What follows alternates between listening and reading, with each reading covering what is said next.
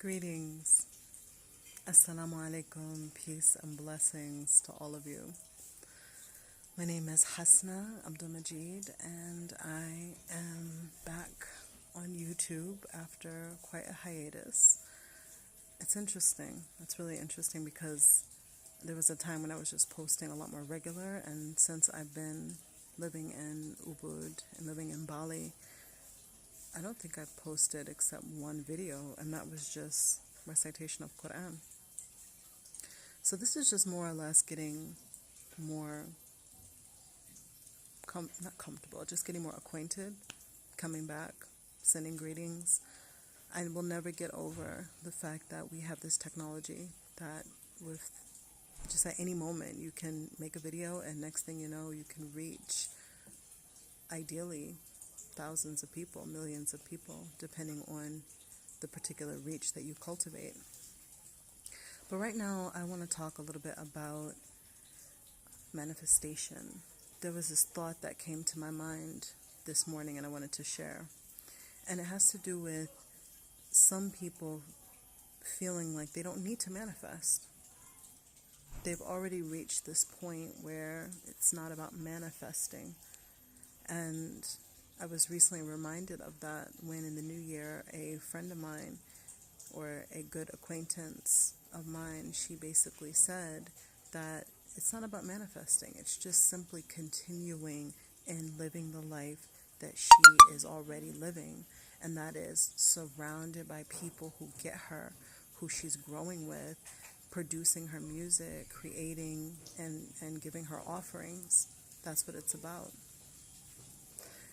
So I realize that that makes a lot of sense for an individual that has already reached that point where they're living the life that they choose to live. They're living a life that is exactly what they want at that particular time, or what they envision for themselves. At the same time, there are people who are not even aware that they have some power in their own lives. They're not aware that their thoughts are indeed a manifestation, or that their thoughts are causing a life, the life that they live. When you start looking at people who live similar lives, you will notice they think similar thoughts, and that will show because they will say similar things. And it's not saying that it's wrong, whatever it may be. You know, one person may say, look, to get everything that I want in life, I have to work hard. And for them, that is true. And then for another person, it's that I simply enjoy and I align myself with that which I love. And because I'm in a higher, for those, whether you use these terminologies or not, I'm in a higher frequency because scientists have measured emotions. And in emotion and thoughts, they have their own frequency. So it's not as woo-woo as some people may think. You look at people like Joe Dispenza and others who are doctors, who have studied on a deep level, who have science to back this. And so some people believe, well, I'm at this frequency and I'm going to draw into my life that which is aligned with that frequency. And I myself, I always need reminders. Like I already know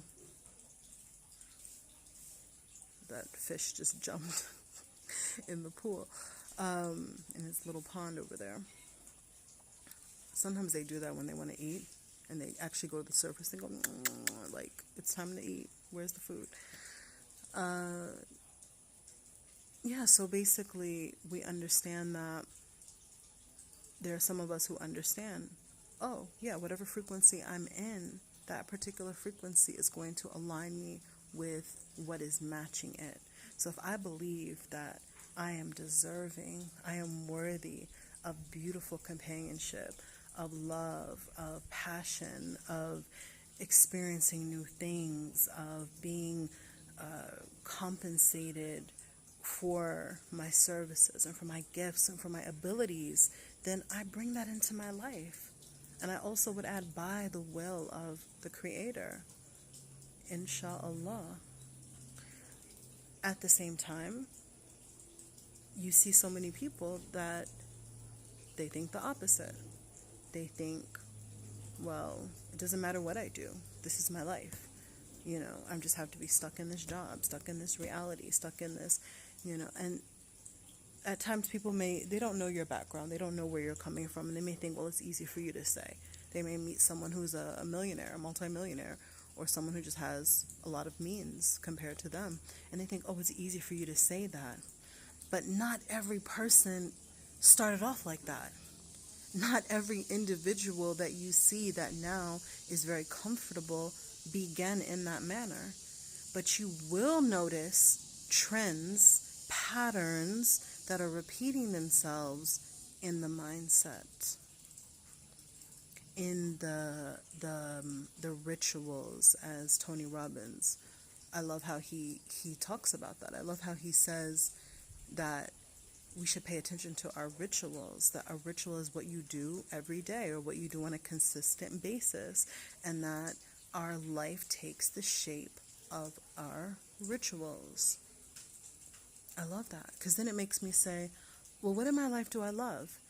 And why do I love it? What is the ritual? What is the consistent thought or action or way of being that has led to that end result? And the opposite is also true. And so right now, I am on my own journey of working on my health, working on essentially discipline. Discipline. I had to recognize that I had an issue in that particular area. And so I'm starting with one aspect of my life that I know is really important for my health and for my mindset and for my well-being, and that is the exercise, going to the gym on a daily basis, committing to that no matter what. No matter what. So I haven't yet had the obstacles of being in an airport and having to find a gym or just landing in a new country, but at this stage, day by day, I'm choosing. That's what I'm choosing, because I know that my body will take the shape of my action. Action of movement, action of training, action of pushing, lifting weights, action of doing handstands.